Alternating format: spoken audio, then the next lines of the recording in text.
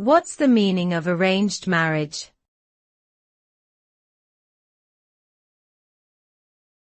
Arranged marriage.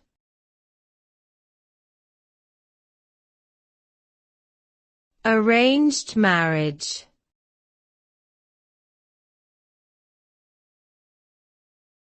Arranged marriage.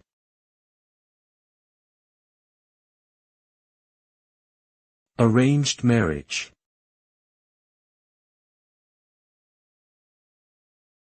An arranged marriage is a marital union in which the bride and groom are selected by someone other than themselves. This selection is often based on cultural or familial considerations, such as social status, religion, wealth, or education level.